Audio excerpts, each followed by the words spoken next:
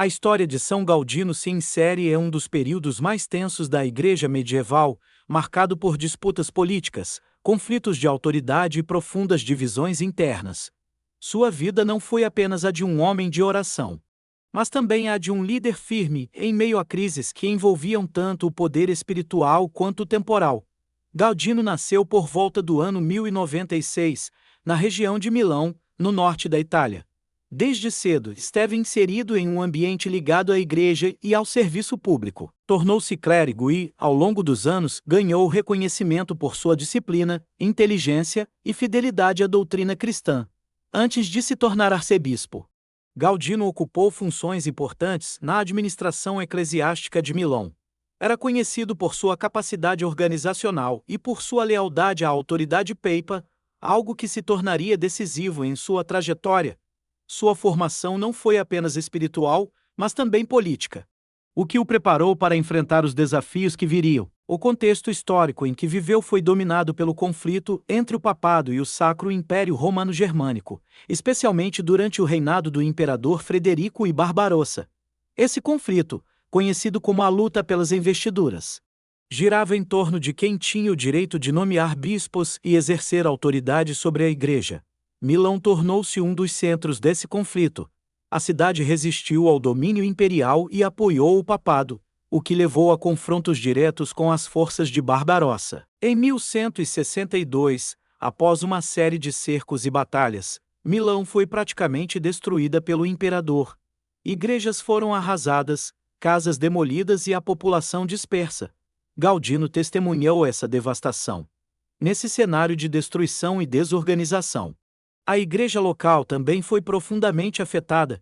Surgiram divisões internas, especialmente com o surgimento de um antipapa apoiado pelo imperador, em oposição ao Papa legítimo, Papa Alexandre III.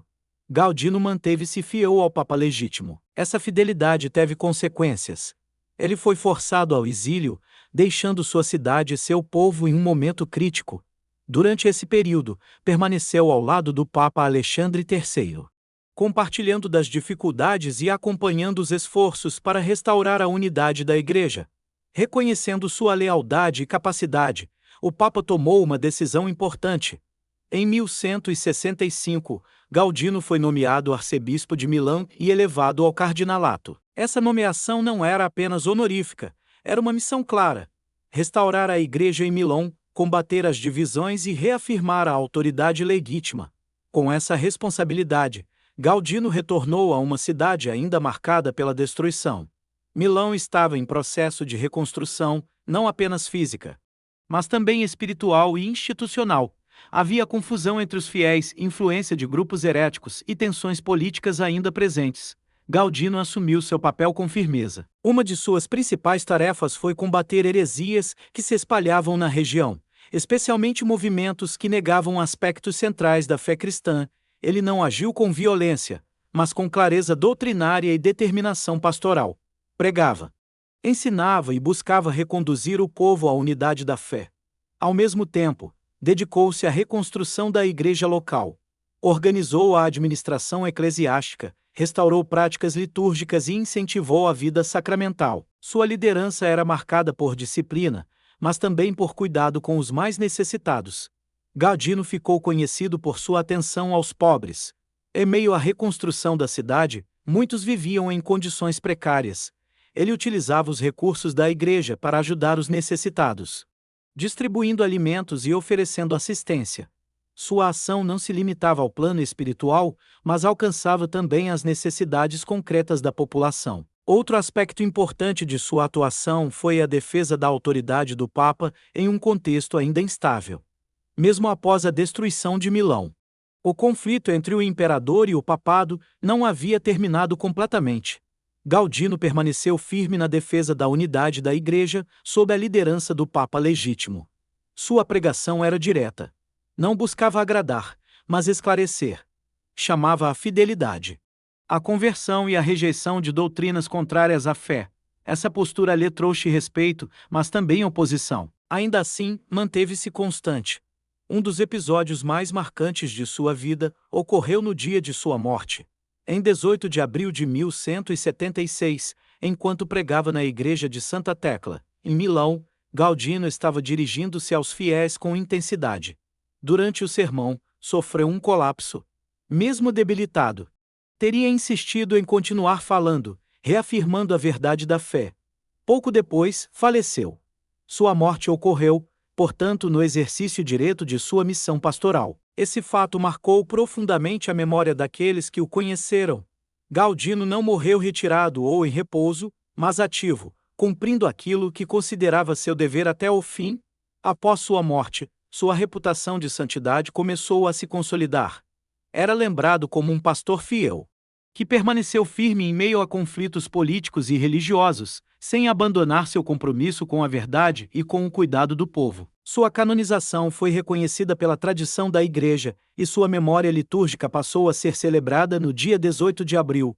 São Galdino tornou-se padroeiro de Milão, sendo lembrado especialmente como defensor da fé e da unidade da Igreja em tempos de crise. Sua história oferece elementos relevantes para a reflexão. Ele viveu em um período em que a fé não estava separada da política.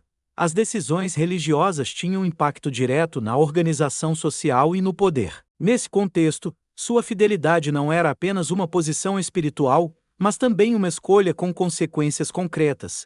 Ele enfrentou o exílio, retornou a uma cidade destruída, lidou com divisões internas, e ainda assim manteve sua direção. Sua liderança não se baseava em carisma superficial, mas em coerência. Galdino também exemplifica uma forma de autoridade que combina firmeza doutrinária com responsabilidade social.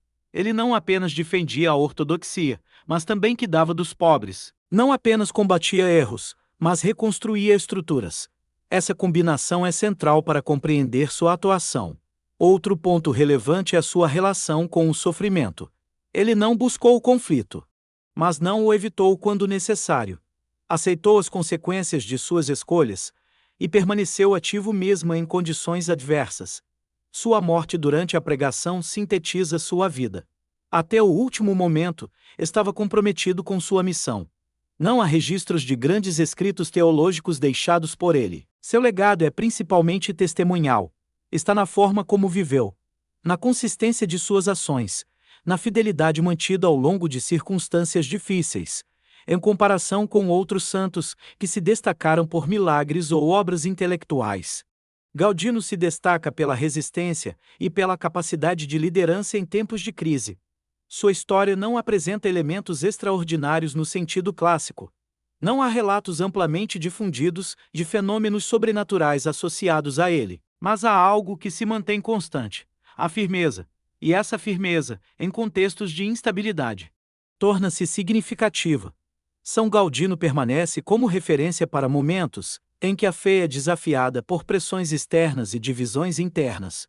Sua vida sugere que a constância pode ser tão relevante quanto ações extraordinárias, que a fidelidade cotidiana, mantida ao longo do tempo, constrói um legado duradouro.